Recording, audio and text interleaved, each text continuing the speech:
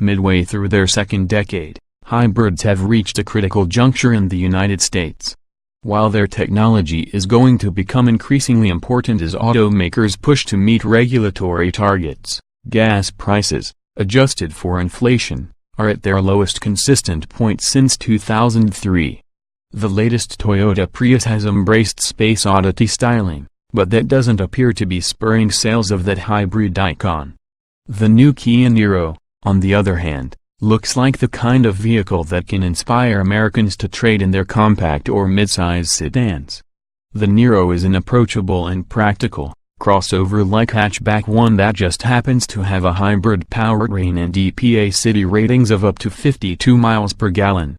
Refreshingly straightforward, it has no unfortunate packaging concessions, no bizarre styling, and no weird controls that are different just for the sake of being different. We're looking at you, Prius shifter.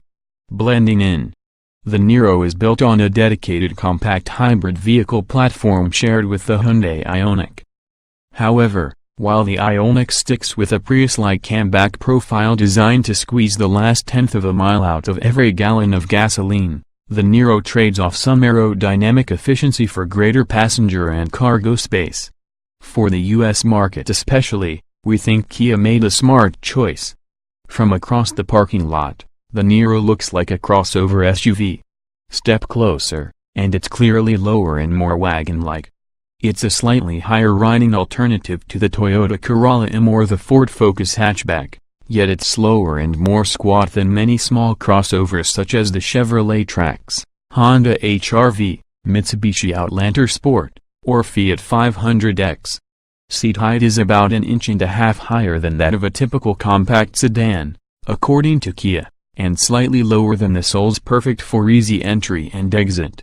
There's enough headroom and legroom in back for tall adults, and the rear seatbacks flip forward, creating a flat cargo floor. Eco every time. The Niro, like Kia's Optima Hybrid, has a 4-cylinder engine and a single AC electric motor, generator integrated within a 6-speed automatic transaxle. But much is different about both the engine and the gearbox. The engine is a new, Atkinson cycle 1.6-liter 4-cylinder with exhaust heat recovery and dual cooling circuits for quickly warming up the cylinder head. It makes 104 horsepower and 109 pounds-feet of torque, and Kia claims it operates with 40% thermal efficiency, a lofty mark on that scale. The 6-speed is a dual-clutch unit, with 2 hydraulically actuated multiplate dry clutches finessing launches and shifts. The combined system output to the front wheels is 139 horsepower and 195 pounds-feet of torque. In case you missed any previous hints that this is not a rugged SUV, note that all-wheel drive is missing from the lineup, and there are no plans to add it. Kia suggests that the dual-clutch gearbox at the core of the Niro's powertrain layout makes for a more engaging driving experience. But with every startup and shift into drive, the Niro defaults to its Eco mode, a setting that prefers higher gears, delivers sluggish downshifts, and in which stabs of the accelerator bring a long pause before anything happens.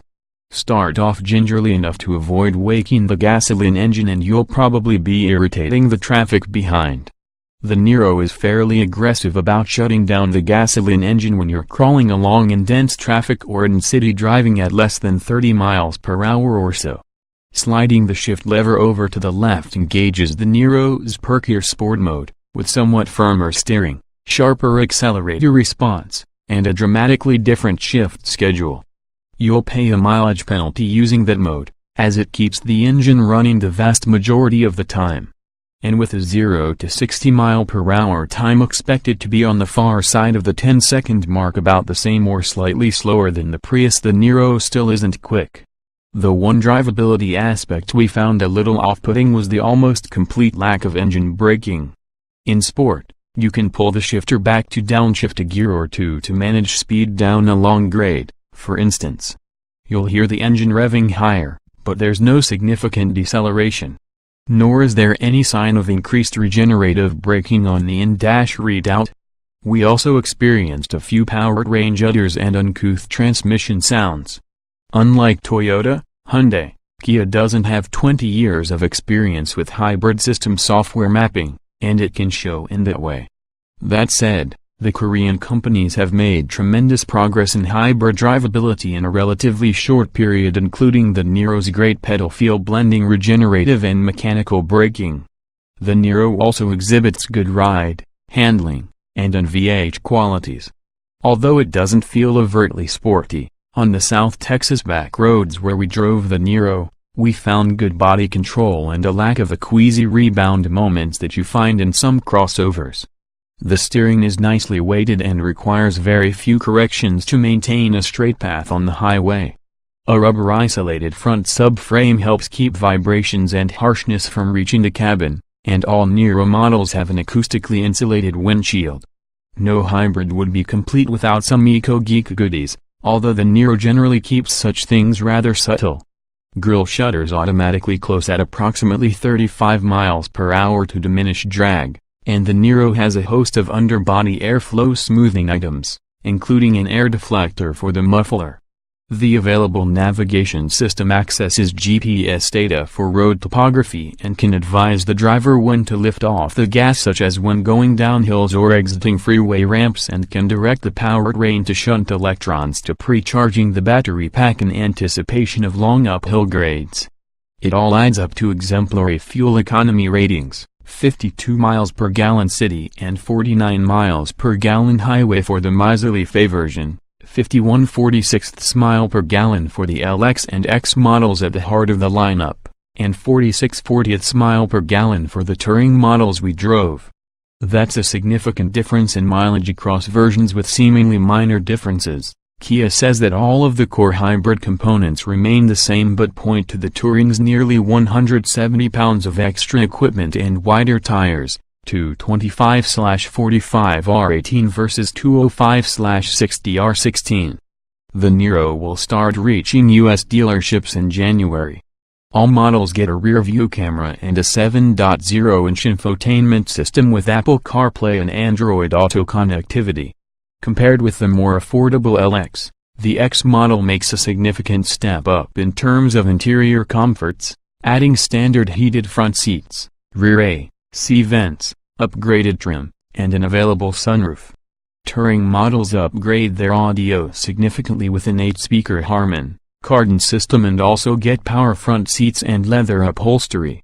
Adaptive cruise control and automated emergency braking are among the features available on top X and Touring models. As with the Hyundai Ioniq, this hybrid version is only one iteration of Kia's Green Machine. A plug-in hybrid Niro is due to arrive next September, and an all-electric variant is expected to complete the family, likely in early 2018. In the meantime, those who choose a Niro because it is the size and shape they want probably will find a lot of value in this model's generally pleasant driving experience and roomy interior, not to mention a lot more monetary value should gas prices rise.